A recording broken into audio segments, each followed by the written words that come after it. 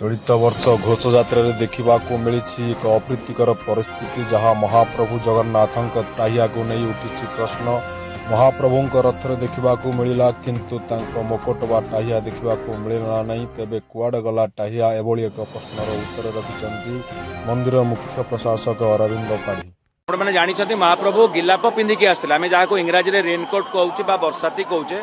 महाप्रभु आज सात पाहाचरे गिलाप पिंधिकी आसते टाहिया लगे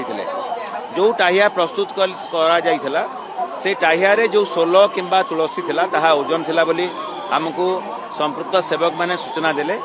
एवं महाप्रभु सुंदर भाव में पहंडी करिकी बड़ ठाकुर एवं माँ सुभद्रा देवी सुभद्रा एवं परे महाप्रभु आसते कि आम देखिले जितेबले महाप्रभु पहंडी रे आसिकी सिंहद्वार गुमुटरे अवस्थान कले से समय महाप्रभु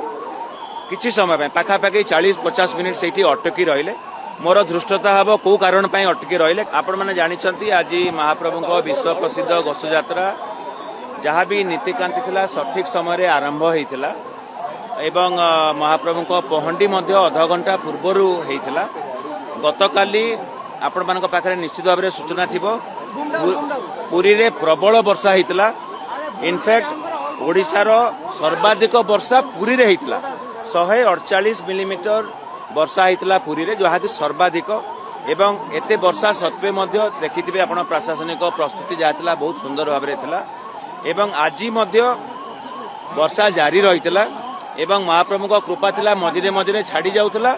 एवं मझिरे मझिरे पुणी वर्षा आरंभ होता। जेतेबेले पहंडी सठिक समय आरंभ होला परे मध्य आपण माने जानी महाप्रभु गिलाप पिंधिकी आसते आम जहाँ इंग्राजी में रेनकोट कहूचे बरसाती कहूचे महाप्रभु आज सात पाहाचरे गिलाप पिंधिकी आसते टाहिया लगे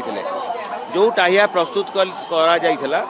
से टाहिया जो सोल किंबा तुलसी था ओजन थिला बोली आमको संपृक्त सेवक मैंने सूचना देले एवं महाप्रभु सुंदर भाव में पहंडी करिकी बड़ ठाकुर एवं माँ सुभद्रा देवी सुभद्रा एवं परे महाप्रभु आसते कि आम देखिले जितेबले महाप्रभु पहंडी रे आसिकी सिंहद्वार गुमुटरे अवस्थान कले से समय महाप्रभु किछि समय पाखापाखि 40-50 मिनिट से अटकी रहिले। मोर धृष्टता हम कौ कारण अटकी रहिले कारण नीतिकांति संपादन रे कौनसी सेवायत कौनसी त्रुटि बा विलंब करना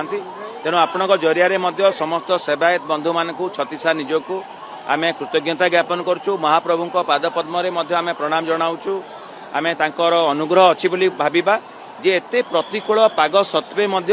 नीतिकांति ठीक हिसाब से है एवं नीतिकांति रे आपण देखिछन्ती जेतले वर्षा हो जाए आमको सुरक्षा दृष्टिकोण अधिक तत्पर होगाकू पड़े कारण महाप्रभु श्रीअंग गुड़िक आमको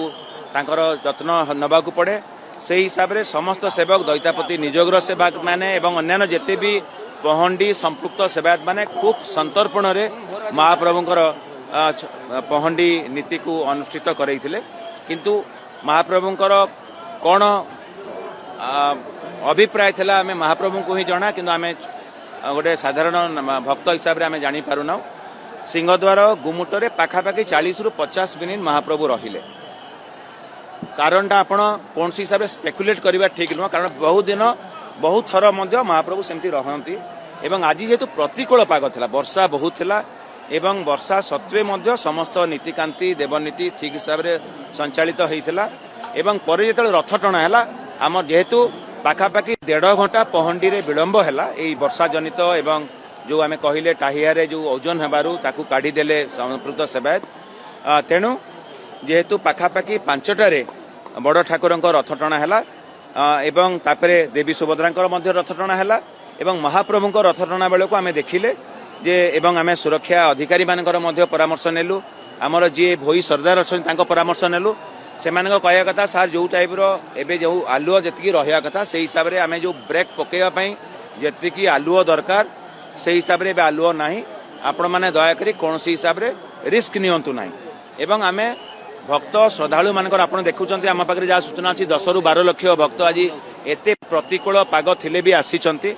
तेणु भक्त एवं श्रद्धालु मान सुरक्षा दायित्व आमर भक्त श्रद्धालु जेहेतु अधिक संख्यार आसीचंती